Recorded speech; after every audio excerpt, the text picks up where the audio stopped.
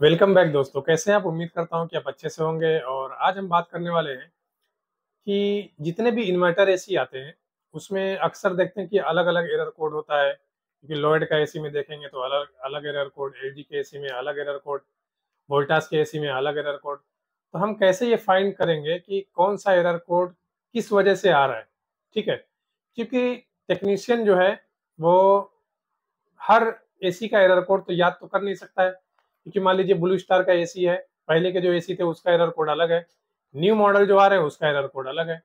लेकिन अक्सर करके देखते हैं कि जो आउटडोर यूनिट होता है उसमें जो पीसीबी लगे होते हैं, तो पीसीबी में अगर आप देखेंगे तो उसके आउटडोर के ऊपर जो कवर रहता है उसमें एरर कोड जो है वो लिखे हुए होते हैं।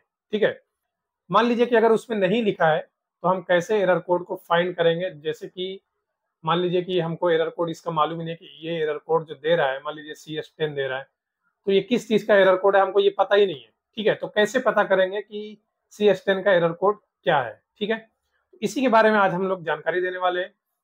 तो गाइज, आप हमारे चैनल पे न्यू हैं तो हमारे चैनल को सब्सक्राइब कर लें और बेल आइकन को साथ ही साथ प्रेस कर लें ताकि आपको आने वाली हर लेटेस्ट वीडियो मिलते रहे। पहली बात तो मैं करीब काफी दिन बाद वीडियो बना रहा हूँ, क्योंकि मैं बाहर गया हुआ था तो इसके लिए वहां पे वीडियो जो है शूट नहीं कर पा रहा था। तो मैं इसमें एक ही चीज गाइड करना चाहूंगा कि मतलब कि जो भी टेक्नीशियन है या जो भी जिसके भी घर में एसी लगा हुआ है, अगर वो एरर कोड देखना चाहते हैं कि ये एरर कोड का क्या मतलब है, तो सबसे अच्छा चीज है कि आप गूगल पे सर्च कर लीजिए। ठीक है, गूगल पे सर्च करने से क्या होता है कि सबसे पहले कि हर एरर कोड जो है उसमें दिया हुआ होता है। मोस्टली हमको लगता है कि जो है 90% या 80% तो एरर कोड उसमें गूगल पे दिया हुआ है। ठीक है, आप गूगल में जाइए, सर्च करिए CS10 एरर कोड इन LGAC। ठीक है, आपको वहां पे लिख के आ जाएगा।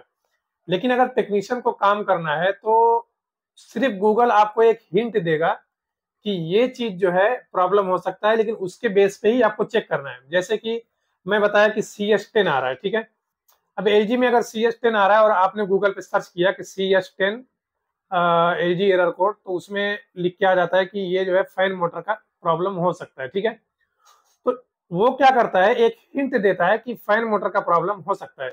लेकिन टेक्नीशियन को क्या करना है, अपने हिसाब से उस पर काम करना है। अब ये उन्होंने बता दिया कि इंडोर यूनिट में फैन मोटर का प्रॉब्लम हो सकता है, तो जाहिर सी बात है कि आप जो है आउटडोर यूनिट में तो चेक करने जाओगे नहीं, क्योंकि आउटडोर एसी में तो कुछ प्रॉब्लम है नहीं। तो क्या करता है गूगल कि आपको एक हिंट देता है कि यहाँ पे ये चीज का प्रॉब्लम है।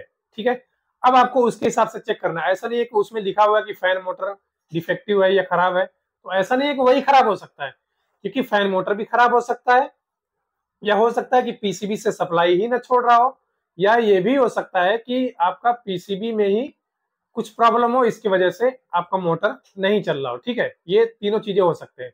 तो आपको अपने हिसाब से चेक करना है उसके ऊपर कि ये क्यों, किस वजह से हमारा मोटर नहीं चल रहा है। ठीक है, इसी तरीके का एक और एरर कोड आता है, जैसे कि लॉयड का एसी है, इन्वर्टर एसी, उसमें जो एरर कोड आता है EC।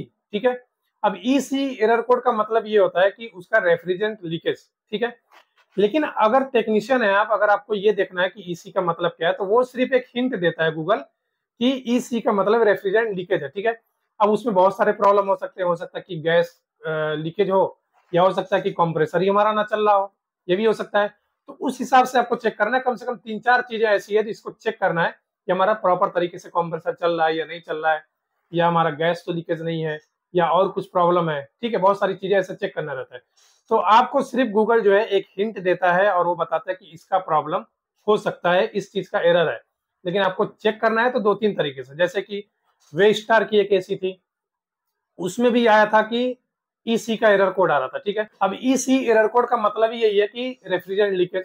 लेकिन जब हमारे टेक्नीशियन वहां पे गए काम करने के लिए, जब वहां पे चेक किए तो पता चला कैपेसिटर का वायर जो है वो शॉर्ट है, उसके वजह से कंप्रेसर हमारा नहीं चल रहा था। ठीक है, तो कंप्रेसर नहीं चल रहा है मतलब कि गैस लीकेज जो है, गैस लीकेज क्यों बता रहा है, क्योंकि गैस उसका रनिंग जो है उसमें नहीं कर पा रहा है। ठीक है, इसके लिए EC का एरर कोड आ जा रहा है। ठीक है, तो ये सब चीजें चेक करना बहुत जरूरी है। सिर्फ गूगल से आप एक हिंट ले सकते हो।